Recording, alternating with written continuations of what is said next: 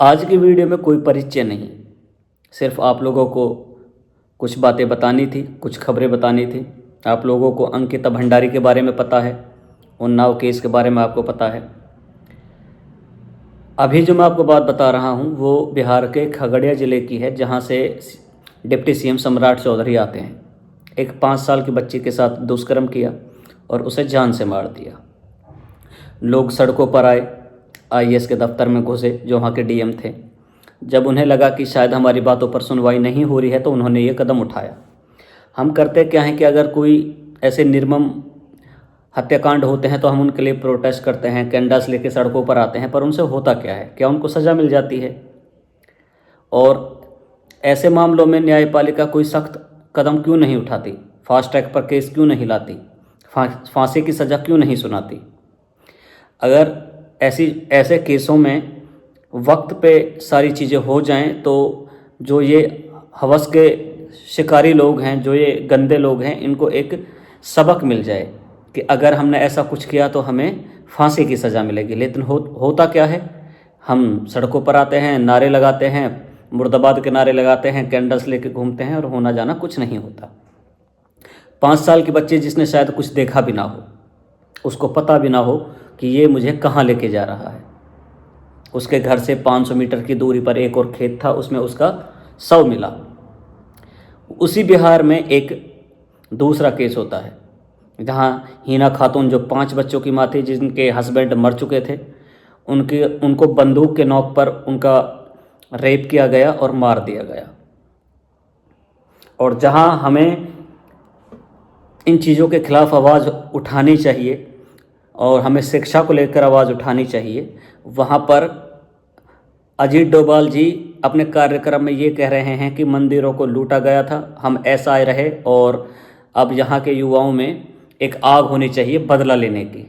Sir, अगर कार्यक्रम में ये कह देते कि रेपिस्टों को सज़ा होनी चाहिए, शिक्षा की सुविधा अच्छी होनी चाहिए, स्वास्थ्य की सुविधा अच्छी होनी चाहिए, तो सर वो ज़्यादा बेहतर था।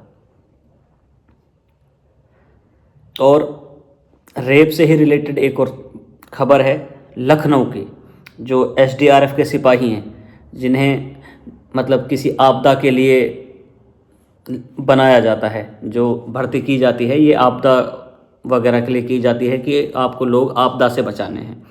वहीं एसडीआरएफ के सिपाही ने मैट्रिमोनियल साइट से पहचान करी उस लड़की से और उसे शादी का झांसा दिया और उसका यौन शोषण किया। हाल फिलहाल में इतनी रेप की खबरें आ रही हैं ना सामने, तो कम से कम इस पे न्यायपालिका को कोई ठोस कदम उठाना चाहिए और ऐसी चीज़ों के लिए इंतज़ार ना करें, फास्ट ट्रैक पर चीज़ें करें तो ज़्यादा बेहतर होगा। और मैं एक बच्चे की वीडियो दिखाता हूँ। ये एम्स दिल्ली के बाहर खड़ा है और आप इनकी बातें सुने। इलाज ना हो रहा, किस काम की सरकार है? वो मोदी कहाँ, फिर वो कहाँ? वो होते तो ये ना होते हैं, तुम बताओ, ना होते हैं ना, कुछ ना दे रहे, कुछ ना दे रहे। वहाँ वो बोल रहे अभी नहीं होगा इलाज, वो नहीं होगा, वो नहीं होगा इलाज, मर जाएंगे जब वो इलाज इनका। तो आपको पता चलेगा कि हमारे देश में स्वास्थ्य सिस्टम का मतलब क्या हालचाल है, जो हम अपने आप को चौथी अर्थव्यवस्था बताने में लगे हुए हैं। ये किसी की बुराई या भलाई करने के लिए वीडियो नहीं है, मैं सिर्फ आपको एक जर्नल से चीज़ें बता रहा हूँ। राजस्थान में मिड डे मील के नाम पर 2000 करोड़ का घोटाला हुआ है। जो स्कूल कोरोना काल में बंद थे, उनमें फर्जी बिल, फर्जी चीज़ें दिखाकर और उस 2-2 हज़ार करोड़ रुपए का घोटाला हो रहा है। अब फ़िलहाल जिनके ऊपर ये आरोप लगाया जा रहा है वो राजस्थान सरकार में मंत्री हैं। एक छत्तीसगढ़ ज़िले की खबर है कि जहां करवधा ज़िले में 4 भाटा और बरघटा धान खरीदी केंद्रों पर बड़ा घोटाला आया है सामने। 26 क्विंटल धान की शॉर्टेज मिली है और लगभग ये धान 7 करोड़ रुपए का बन रहा है। अधिकारियों ने बताया है कि ये जो 26 क्विंटल धान है, इसे चूहे खा गए। फिर कांग्रेस के कार्यकर्ताओं ने उन्हें चूहे पकड़ने वाली जाली देकर जो विपणन अधिकारी हैं उनको अपना ज्ञापन सौंपा है। वहीं जांच में ये भी पता लगा है कि फर्जी बिल, मजदूरों की फर्जी हाजिरी और सीसीटीवी से छेड़खान का मामला सामने आया है। 26 क्विंटल अनाज मतलब धान अगर चूहे खा सकते हैं तो इस देश में कुछ भी हो सकता है।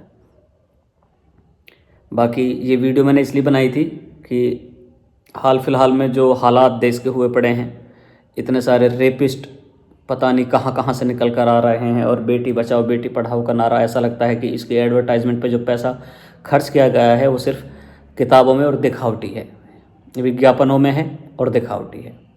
सरकार से अनुरोध है कि मंदिर मस्जिद हिंदू मुस्लिम ना करके ऐसे लोगों पे कार्यवाही करें तो ज़्यादा बेहतर होगा। बाकी भाइयों से मतलब उम्मीद है कि आप लोग खुश रहें, सेहतमंद रहें और नफ़रत को छोड़कर मोहब्बत को अपनाएं। फ़िलहाल के लिए बस इतना ही।